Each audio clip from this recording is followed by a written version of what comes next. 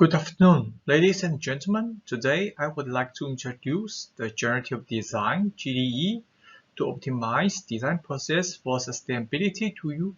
I hope you like my presentation and your interest in simulation and optimization will be aroused. My name is Zhenhua Dai. I have joined TECHNIA GmbH for almost 4 years. I'm responsible for the training and the consulting with CATIA, Abacus, and 3D experiences with the focus on the finite element simulation. The simulation team DACH consists of 5 persons with different backgrounds, and we support each other. Furthermore, simulation department is also presented in Benelux, UK, Nordics, and Poland with experts in local offices. More than 40 simulation specialists for CAD integrated and high-end simulation work cooperatively. The focus of the simulation specialists is 100% simulation with deep experiences from different industries. Let's start our today's presentation with a quick look at the impressive result. Looks great, isn't it? This demo illustrated the redesign of a hydraulic manifold with almost 40% average improvement in pressure drop and 80% big savings in mass. In comparison, the stiffness of the part was not affected. Today's presentation begins with a short introduction into the concept of generative design. Then, the reasons for the booming development of generative design is explained. After that, I would like to show you the evolutional design workflow of generative design in one seamless environment with our hydraulic manifold. And finally, the presentation will be summarized. So, what is generative design? Generative design is a sensational new way to design. In traditional design, the human factors of the designers plays an essential role. The construction is mainly based on established practices and experiences of the designers. The design variants depend also on the existing constructions. In comparison with the generative design, computers generate the optimal shape. Requirements for the installation space, material, and the manufacturing processes are taken into account. The function of the component determines the result. That is why the generative design can be summarized in this way. Instead of asking, does the construction meet the requirements, let's ask which geometry meets the requirement best. The generative design process can be applied both to optimize the flow pressure drop and lightweight structure design. Both applications can be used cooperatively in multi-domains in our demonstrations, but also separately in one domain. The development of generative design can be traced back to 3 factors mainly. First of all, generative design addresses business challenges for sustainability. The lightweight design will reduce the CO2 emissions both in production and operation. Lightweight, better performance, less material, and improved balance between the energy consumption and passenger comfort are all the benefits of generative design for sustainability. Challenges also come from the design process. The part should be as light as possible, as compact as possible, and at the same time always support the higher load safely and long. The development time should become shorter and shorter in order to meet customer requirements and bring new products to market as soon as possible. In addition, the simulation competence of a designer is also desired. Finally, the time and the cost-intensive development loops are going to be shortened. With the help of the construction-related FEM simulation, the members of the tests and the duration of the test will be reduced. Also, this will offer a better design for future analysis in the simulation department. The intern data exchange between the departments can be also accelerated as much as possible. Furthermore, the development of generative design is accelerated with easy access to increase the computing power and additive manufacturing.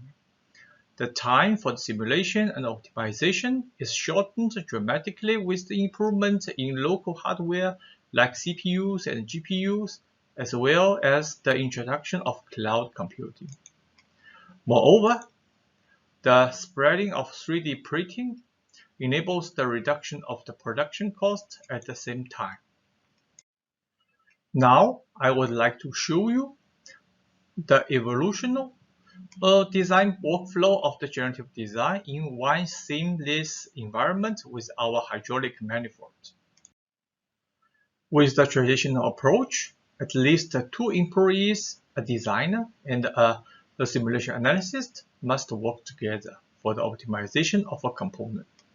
The designer works with the geometry design and the reconstruction. The simulation analyst performs the simulation and optimization. Here, the red line stands for the data exchange file.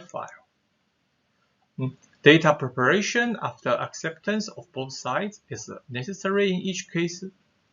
Worse still, after each optimization, a new creation of the parameterized CAD data is unavoidable.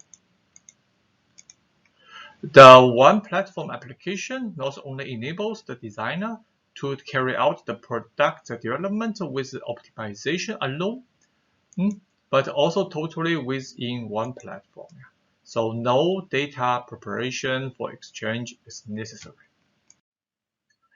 The design workflow for our evolution of the hydraulic manifold begins with the flow-driven generative design to minimize the pressure drop. The design space for the optimization is firstly partitioned, and each pipes will be optimized separately. After that, all the optimized fluid pipes are merged together and the design validation is performed. So, let's start our video to experience the life of the hydraulic manifold.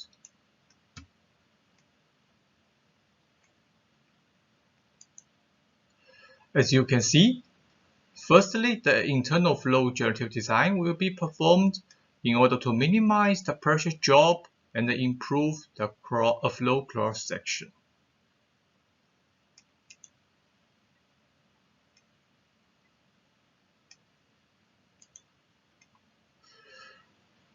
The optimization begins with a so-called legacy design from the traditional manufacturer construction.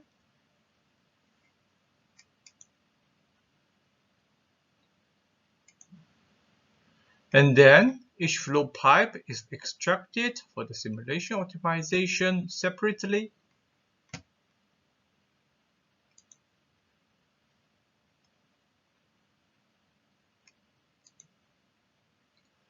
Since the optimal flow cross-section is not necessarily located with the original pipe, here the cylinder, the design space to optimize is extra expanded. Here, the yellow block represents the expanded design space for the future optimization.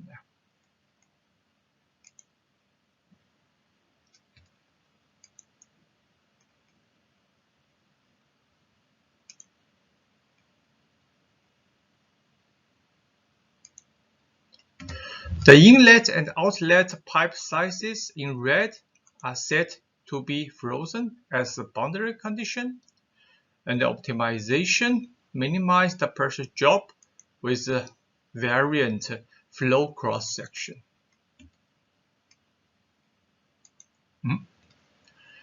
After the flow optimization, the remaining cross-section of the flow pipe can be adjusted with the so-called cutting values. The cutting values can be set from 100 to 0. The smaller the cutting value, the narrower the cross-section.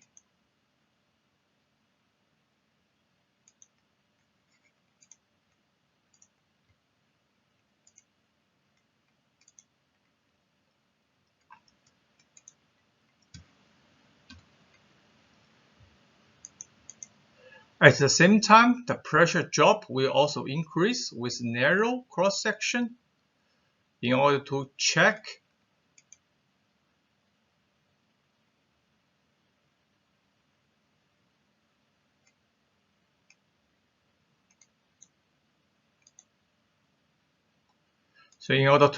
the pressure loss after the optimization, the flow validation will be performed.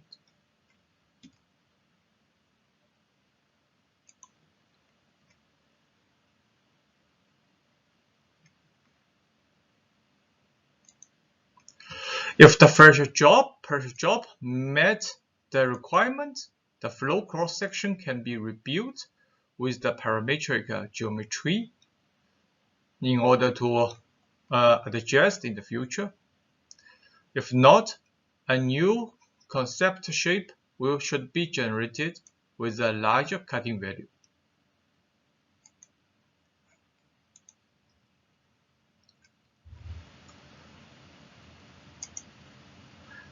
Finally, all the flow pipes will be validated individually and together.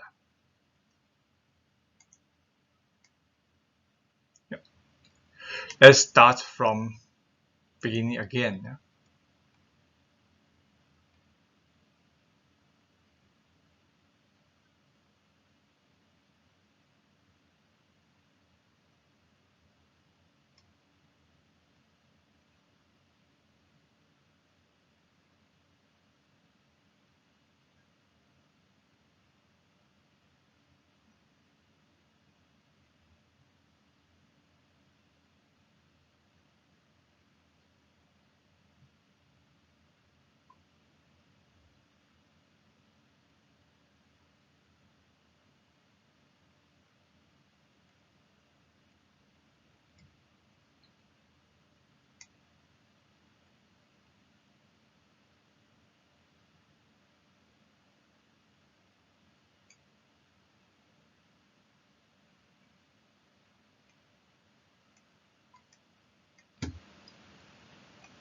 So after the flow optimization, the pressure drop has been decreased for almost 40%.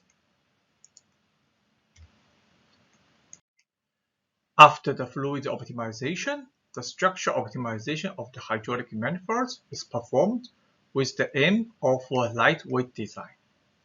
All optimized flow pipes will be subtracted from the block, and then the structure generative design starts. Firstly, the design space to be optimized and the frozen area to be kept are defined. Then, different load cases are to be validated for different operational situations parallelly. After that, the topology optimization is submitted to reduce the material. Finally, the genetic construction is rebuilt to achieve a parameterized geometry for the future geometrical adjustment. So let's start our video again. Yeah? The objective of the structural generative design is to minimize the weight and maximize stiffness.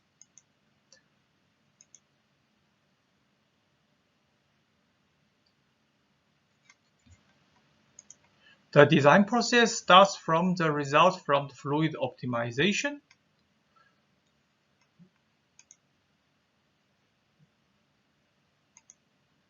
With the one platform application, the optimized flow geometry can be imported seamlessly and quickly.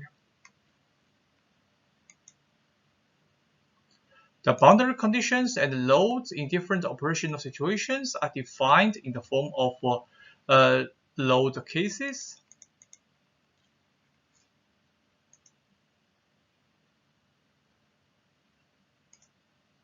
After the optimization, the remaining parts of the metal hydraulic manifolds can be adjusted with a cutting value.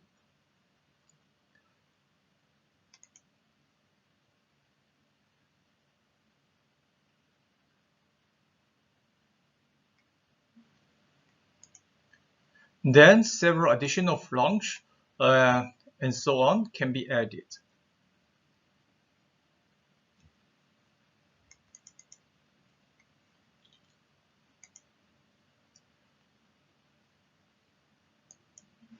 After the successful optimization and validation of the hydraulic manifold has a total different geometry with the reduction of the pressure drop for almost 40% and 80% of weight saving.